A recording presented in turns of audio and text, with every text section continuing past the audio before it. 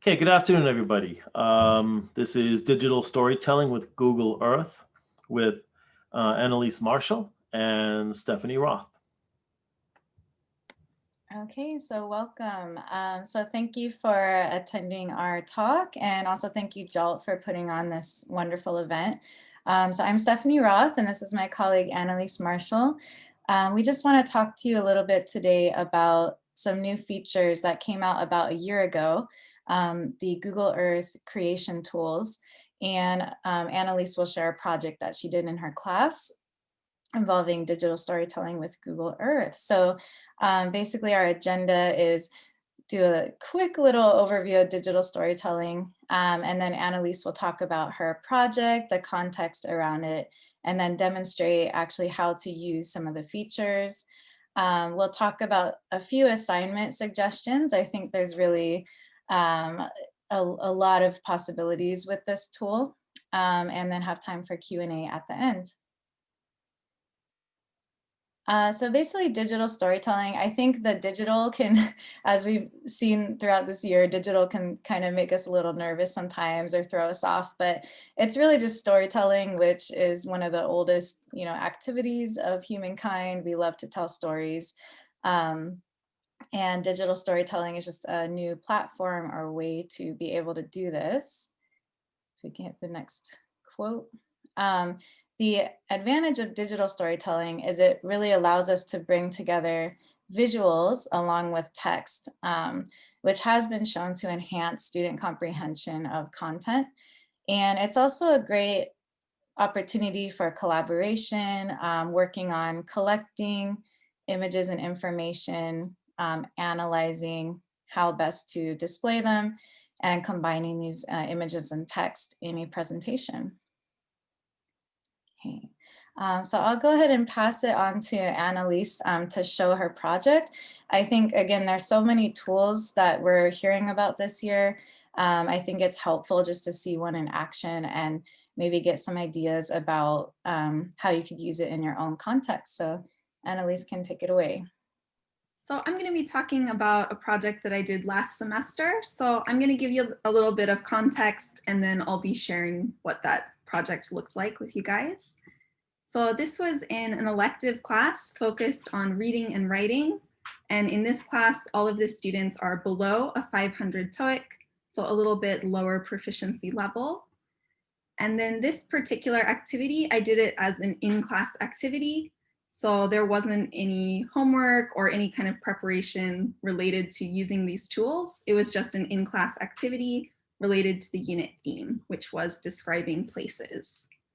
So we spent about 1 hour of the class on the entire project. So that includes demonstrating the tools all the way through to the end of the project. So this is about 1 hour of work from these below 500 TOEIC students. So the procedure, I started with introducing and demoing the tools. So in my class, the students had never used these tools before. So I just wanted to share this project to show what students can do in a pretty short amount of time without having any prior knowledge. So we worked in small groups on this activity since it was just an in-class activity. And the topic was about suggested places for students of our university. So this class, most of the students are 3rd or 4th year students. So they came up with some ideas for places that they would recommend to new students or some of our freshmen who maybe haven't been able to visit our campus this year. So they worked together to create these entries. And then at the end of the session, once they had created these entries, they took some time to look at the entries that were made by other groups.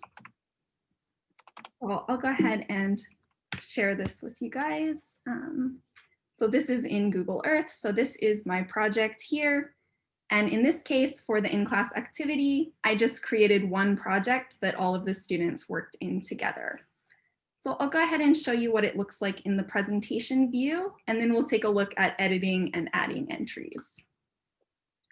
So when we present, you can also do just a text slide. So in this case, I've put a picture of our university and just the title and a subtitle. And then as you go through, you can see the entries that the students created, and you can see that the map actually physically takes you to that location. And then up here, we can see what the students have added as the title, and then a summary for this place. So you can see this is some pretty simple captions that they've created in this class. And as you go through, it takes you across the map to the actual physical location. And when you're looking at this place, these places, you can always grab the little guy here and do street view if you'd like to, if you want to see what that actually looks like on street view. So this is one restaurant that they added that they're suggesting for students to use. Yeah, and then when you go to the next place, it just zooms you back out. And we can always see the table of contents if you want to skip ahead or if you want to go back to one of the other entries. So this is what the final project looks like. So in this case, since they were all working in the same project, when they looked at the other students' work, I had them just go into the table of contents and see the entries from the other groups. But if you were to do this as a presentation activity, you might have them just play through the entire presentation. All right.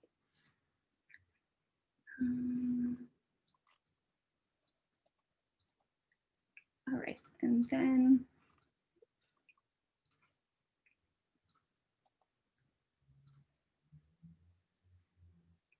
right, and then I'll show you guys through editing some of these features. So the first thing I want to show is adding a new feature. So there's two ways that you can add a new place. The first one is to search. So for example, you might want to search 7-Eleven. This is near our campus. And then add to project, edit, and then you can replace the information from Google and write your own caption here. So for example, this 7-Eleven is near campus, a good place for students to go. Something like that. And then this is auto-saved. So you don't need to save it. It's just automatically saved as you're working on it. And then the other way to add a new feature is to do that by a place mark, which I wanted to show you guys. So let me, I'm going to go ahead and add a place mark near the university. So let me just zoom over here. So I wanted to add place mark on our campus library. So they can also add places that might not actually be saved in Google Maps.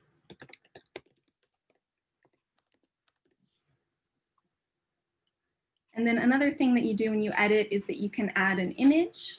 So if you have your own images that you want to add here, you can easily upload those. If you're doing a simpler activity or you don't want to spend too much time on pictures, you can just search directly from Google here. So maybe you want to add a picture of a book for the library. So we're just loading there. Then another thing that you can do when you're editing is that you can edit what the place marker looks like. So maybe you want to add maybe heart. If you want to, you can change the color. And then that's all auto-saved. So when we take a look at this one in the presentation view, it will show up like this with the picture that we saved. And if we wrote a caption, that would be here as well. So I'm going to show you a couple more things that we can add in. So yeah. Another thing that we can do when we're editing, you can see right now, this is one of the students' entries, Nagatoro. But if we click edit, we can capture this view, which is just the maps view, or we can actually go down to the street view. Ooh, okay, we're right on the water there. And you can click capture this view. And then once you do that, when you go to this location, it will actually take you to this view that you've saved. So I'll just show you that from presentation so that you can get an idea of how it looks.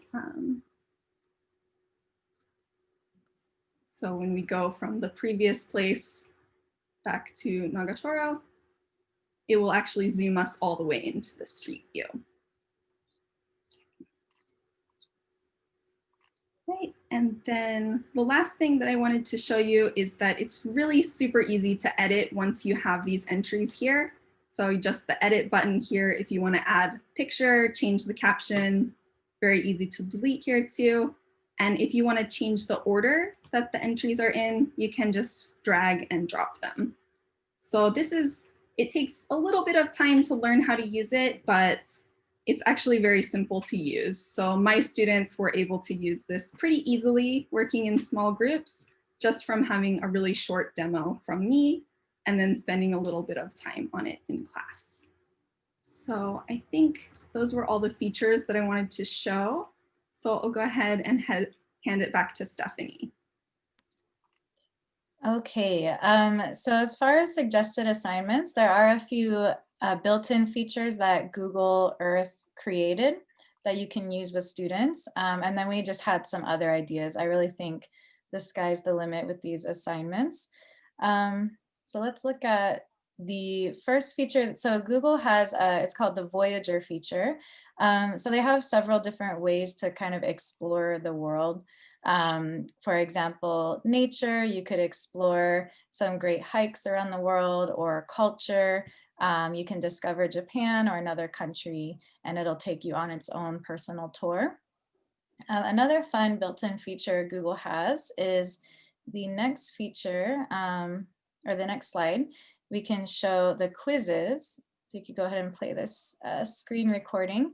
So if you go to games on Voyager, there's many different quizzes. So you could find one related to your current content or topic. I just did lakes of the world. And I happened to get the answers right on my first try, even though I didn't really know. But basically it asks you a question, and then once you get the answer, it'll zoom into that place that it's asking about. So you can explore it a little further and see some images. So it's pretty fun and interactive. And yeah, I did this next question. And this one you can see they have the 3 different locations they're asking about.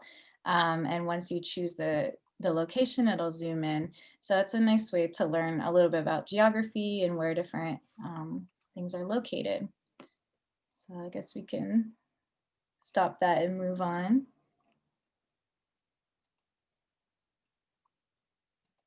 Thank you. All right, so next one, planning a trip. Of course, a group or individual could plan a trip to a city or a country or prefecture, add pictures and captions to the different sites that people can see.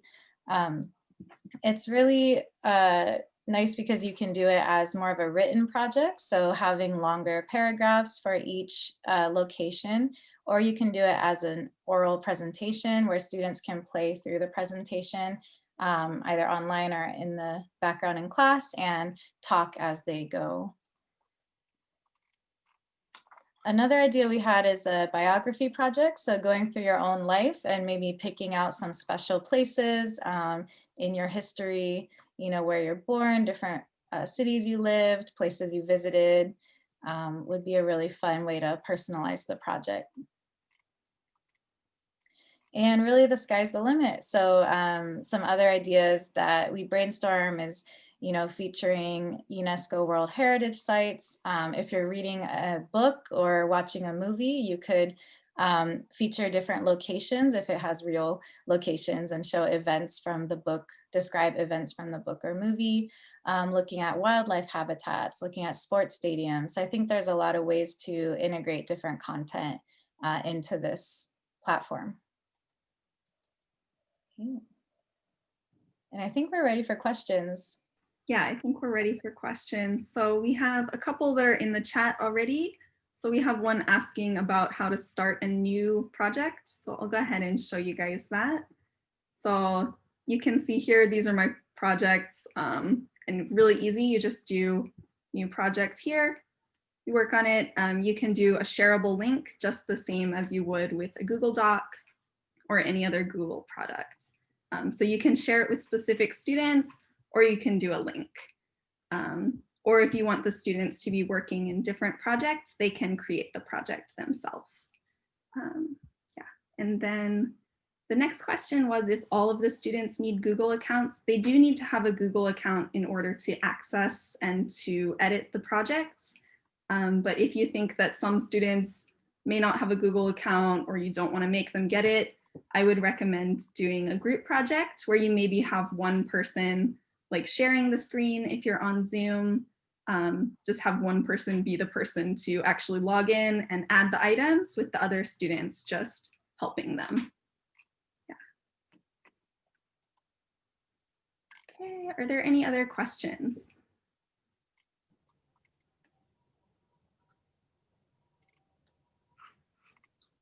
Yeah, can I ask a question about your framework? What courses, what's the name of the course where you're working with these? Are you just using Google Earth in a variety of different courses which are labeled reading and writing and so on? Or is it a thematic course? No, it's just general courses. So for my example, this was just an elective class that's focused on reading and writing. And we just did this as kind of a fun in-class activity because a lot of the writing that we've been working on has been compositions, some more academic writing. So I wanted to do something a little bit more fun as we were working on the vocabulary and grammar that we were on at the time. Because I can see so much potential. It's really rich, the kind of ideas you're working with here. I teach a global studies class at Tokyo University. And I was thinking, with Google Earth, the kind of approach you're taking here, you could have a semester, for example, trip around the world, world regions or something. Break students into 5 groups, Middle East here, Africa there, Asia there, South America there, and have each group, decide to focus on a certain country, within each country, a certain region, within each region, a certain village or something, and go off and do some really interesting exploring, to get them covering different parts of the world.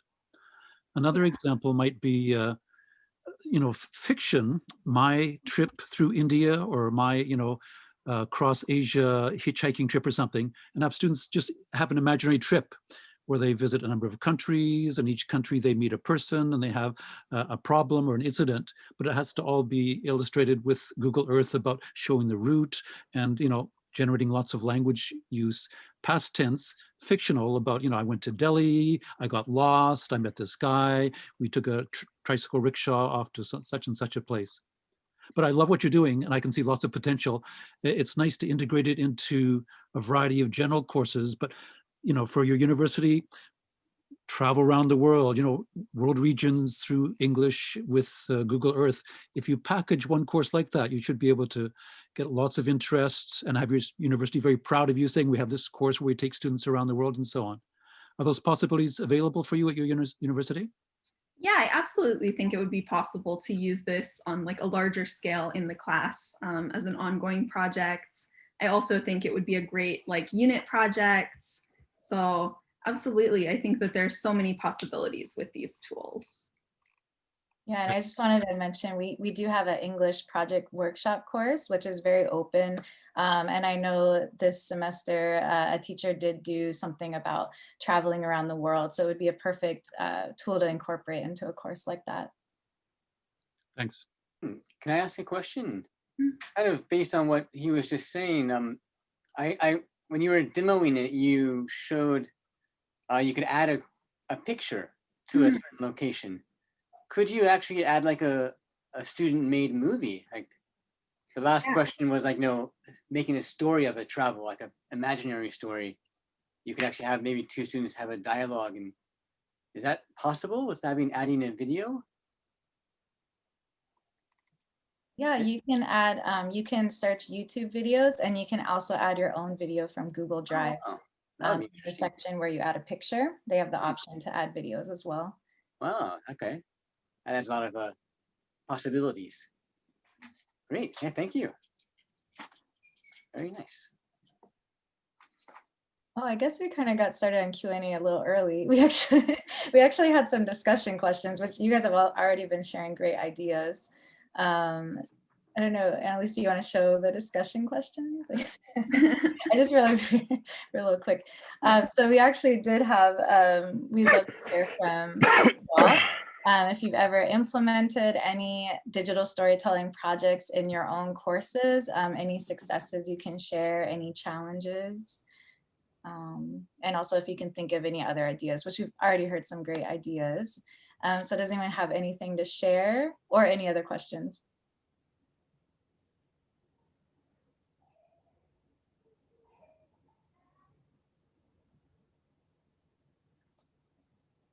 Hi. Yeah. Yeah, I've been interested in digital storytelling also for a while with my students. And actually I'm seeing kind of a way they can connect what we've been doing with what you just presented. I have students go around our university town and make short films about like various tourist areas. And now knowing that you can also upload the videos that students make as part of this tour, I think it would be a really interesting idea to have students be able to do something like that. So yeah, this is really, really interesting. But yeah, so students creating their own short videos. Usually we use the app Clips. It's an iPhone app to make videos and then share in a class. But yeah, another thing with that sounds like a really great project. So if it's something that you're interested in too, it's really easy to share these projects as well. This example, of course, was just an in-class project, so kept that private, of course, so that other people can't see it. But if you wanted to create something that you could share with, you know, students in other classes or potentially with the community at large, it's so easy to make this a shareable project. So that's another possibility. yeah, it's really great. Thank you for sharing this. This is, I didn't realize that Google Earth had come so far with this new style of projects that you can upload and stuff. So yeah, thanks a lot for that. This actually came out in November of last year, so it's kind of a newer feature that was released, and I just became aware of it more recently. So I can think of interesting ways of linking it to different parts of language teaching. For example, literature, reading. When I was a teenager, I was into Jules Verne science fiction. And you have, you know, Around the World in 80 Days, or there's a great book called 5 Weeks in a Balloon Around Africa. And to read a book and then to, you know, bring it in with Google Earth or have students bounce off that and have their own trip around Africa in a balloon for 5 weeks and where they'd go. Or maybe linking it to grammar even, you know, it's, if you want to get very basic, past tense, you know, my trip around the world, as I mentioned before, a fictional trip that you did in the past, or, you know, conditionals. If I went to Europe and had 3 weeks to travel in 10 countries, I would go here, I would go there. Interesting possibilities. I can see a number of different things that you could work with. So yeah, stories, read a story, and then go off and make your own story with Google Earth and make it that much more realistic. I think we had one more question from Kristen. Annelise, I don't know if you can address that. When you share a project, can you share it as a view only? Oh. Sorry. Yes, you can. So that's really easy to do, the same as you could with a Google Doc or other Google products. So yes, absolutely. Okay, everyone, we've reached the 3 o'clock time. So I'd like to everyone to please unmute yourself so we can give a round of applause to our presenters. Okay, thank you very much. Good job. Thank you. Thank you very much, guys. Very informative. Excellent job. Okay, I'm going to stop the recording now.